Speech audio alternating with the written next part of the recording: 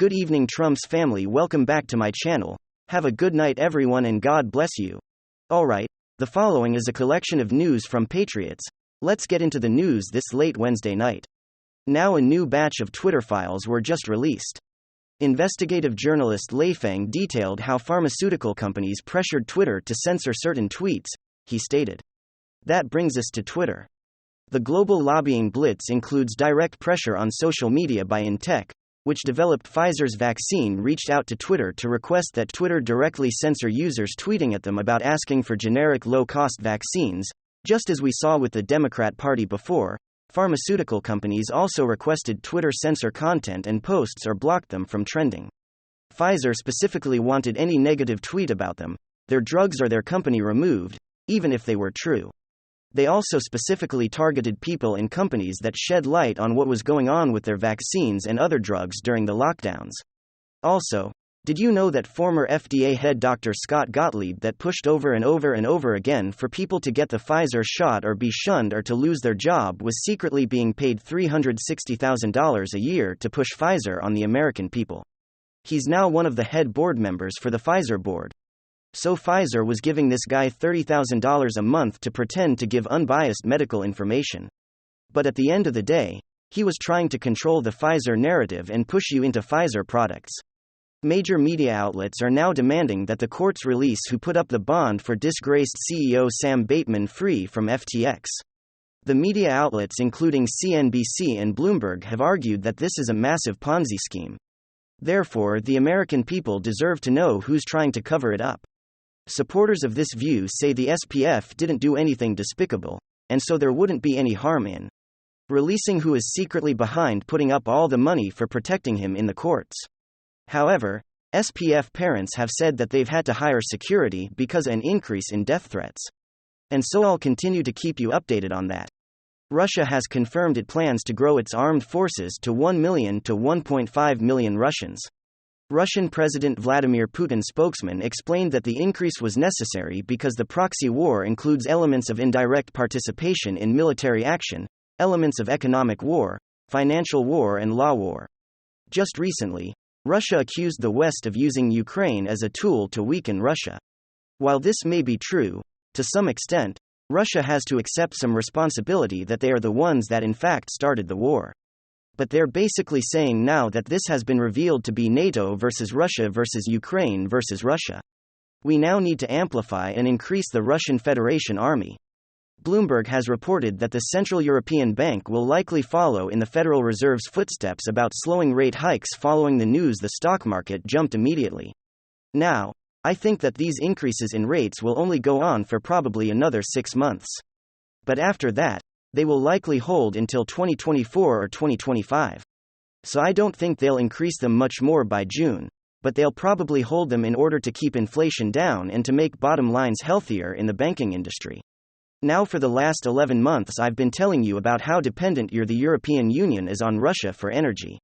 We've seen you're paying the energy bills jumped by 600% or more. Meanwhile, China is getting as much ultra-cheap energy from Russia as they can get, since they aren't a part of NATO, or part of the Putin pressure campaign. Well, just as dependent on Russia as Europe is for energy. The United States is dependent on Putin and Russia for uranium. 20% of Americans get energy from nuclear energy production and uranium. But we source almost all of our uranium from Putin and from Russia. The United States sources none of their own uranium.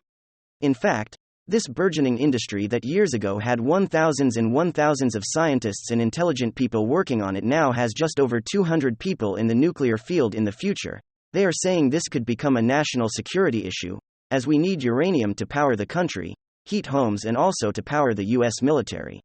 Now there is a uranium group here in North America that just made one of the biggest, richest uranium discoveries ever. In fact, upon making this discovery and announcing it, their stock jumped 400% overnight, and Sprott Capital invested millions and millions of dollars into the company's operating account in order to begin mining and extraction. The group is Fission 3.0 Corp., and their ticker symbol is FISOF, and they can be found on most major trading platforms. Now, I'm telling you about this because this stock could give a big boost over the next year or so as they begin the extraction process of this high-grade uranium. But the big growth, this stock hasn't even happened yet. Because what happened is we got this announcement and then boom, this thing went way up because of Sprott Capital. But right now, institutional companies haven't even jumped into this mining stock yet, but they will, right? They're going to follow Sprott Capital's lead. And once the institutional money gets in, then this thing will start to calm down, but there's still a lot of upside potential in the stock. Now, the owner and CEO of Fission 3.0 is Dev Randhawa. You should definitely Google his name, and I'll put it down below. But what you will learn is that this man has not only found one excellent uranium dig site, but this is his third excellent uranium dig site. His company has made shareholders tremendous amounts of wealth. And he's added again, he has a deep understanding of finding, curating, extracting and profiting from uranium mining. Now, according to Dev, a profitable uranium mine needs three big things besides uranium. They need to be wide, they need to be high-grade uranium, and they need to not be too deep. That way, it doesn't cost too much money to dig into the earth to extract this uranium. Now, most uranium mines, they find a grade of 0.2, this is over 50. So this is like 100 times bigger, the quality and the grade of this uranium, and so it's going to be in high demand once the word gets out. Now, according to information on Yahoo Finance, the group announced less than 2 weeks ago that they're going to start drilling. But the preliminary results are incredible that uranium grade is super high, and there seems to be an abundance of it in this section of Canada. Now again, the stock has already popped over 400% and the institutional money hasn't even got wind of this and gone into the stock. So I definitely wanted to let you know about this before it goes on its next bull run or the next uranium bull run. Now I'm going to leave information down below about Fission 3.0. That way you can do your research on the CEO, the company, this project, the billionaire Eric Sprott, and why he's putting millions of dollars of his own money into operating capital.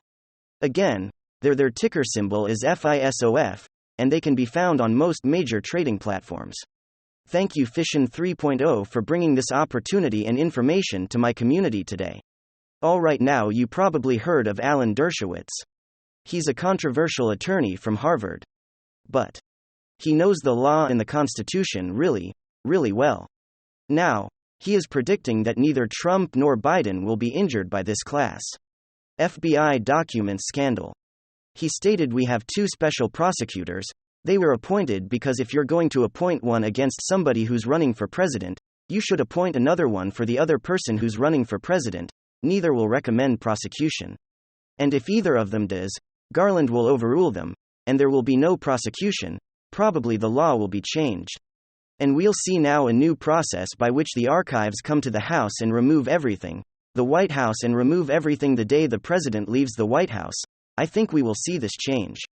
So basically, what he's saying is, they're going to say, there's not really a precedent for this, you did this, and you did this. So it cancels out.